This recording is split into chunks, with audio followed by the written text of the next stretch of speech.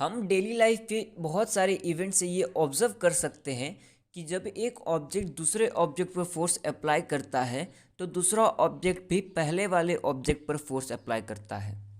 जैसे जब हम किसी वॉल को पुश करते हैं तब हमें भी एक फोर्स अपोजिट डायरेक्शन में फील होता है। जब दो ऑब्जेक्ट आपस में टकराते हैं तो दोनों ही ऑब्जेक्ट को फोर्स फील होता है। जब गन से बुलेट निकलती है तो गन भी पीछे की तरफ एक्सेलरेशन शो करता है। इन दोनों ही फोर्सेस में से एक को हम एक्शन फोर्स कहते हैं और दूसरे को रिएक्शन फोर्स कहते हैं। तो इन एग्जाम्पल से हम ये समझ सकते हैं हर एक एक्शन फोर्स के लिए एक रिएक्शन फोर्स होता है, लेकिन इस रिएक्शन फोर्स का कितना मैग्नीट्यूड होता है, चलिए इसको एक एग्जाम्पल के थ्रू समझते हैं। हमारे पास दो ऑब्जेक्ट हैं जो कि एक दूसरे से कांटेक्ट में हैं। पहले ऑब्जेक्ट का मास 5 केजी है और दूसरे ऑब्जेक्ट का मास 10 केजी है। मतलब कि इस पूरे सिस्टम का मास 15 केजी है और इस सिस्टम पे हम 50 न्यूटन का फोर्स अप्लाई करते हैं। न्यूटन के सेकेंड लॉ के इक्वेशन के मुताबिक इस सिस्टम का एक्सेलरेशन 1 मीटर पर सेकेंड स्क्वायर होगा। अब हम इन दोनों ही ऑब्जेक्ट को सेपरेट करके चेक करते हैं कि इन दोनों ऑब्जेक्ट पर कितने अमाउंट का फोर्स एक्ट कर रहा है।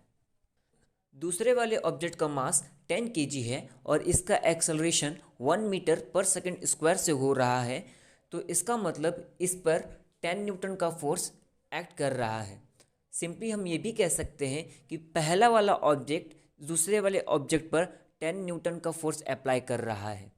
पहले वाले ऑब्जेक्ट का मास 5 केजी है और इसका भी एक्सेलरेशन 1 मीटर पर सेकंड स्क्वायर से हो रहा है। मतलब कि इस पर 5 न्यूटन का फोर्स एक्ट कर रहा है, लेकिन हमने इस पर 15 न्यूटन का फोर्स अप्लाई किया था।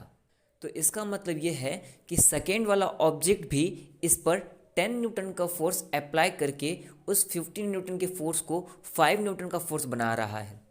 इस एग्जाम्पल से हम ये समझ सकते हैं कि पहले वाले ऑब्जेक्ट ने दूसरे वाले ऑब्जेक्ट पर 10 न्यूटन का फोर्स अप्लाई किया, तो दूसरे वाले ऑब्जेक्ट ने पहले वाले ऑब्जेक्ट पर भी 10 न्यूटन का फोर्स अप्लाई किया। मतलब कि हर एक एक्शन फोर्स इक्वल होता है रिएक्शन फोर्स के, लेकिन इनके डायरेक्शन एक दूसरे से अपोजिट होते हैं।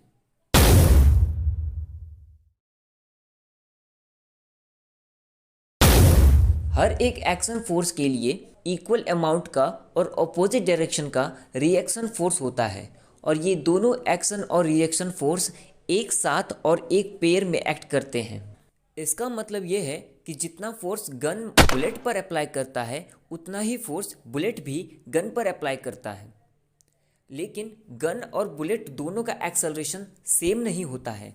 इसके पीछे का रीज़न ये है कि गन का मास बुलेट के मास के मुकाबले ज़्यादा होता है, और न्यूटन के सेकंड लॉ के इक्वेशन के मुताबिक जिस ऑब्जेक्ट का जितना ज़्यादा मास होगा उसका एक्सेलरेशन उतना ही कम होगा। आशा करते हैं आपको ये कॉन्सेप्ट समझा होगा और आपके लिए हेल्पफुल रहा होगा। Thank you for watching this video.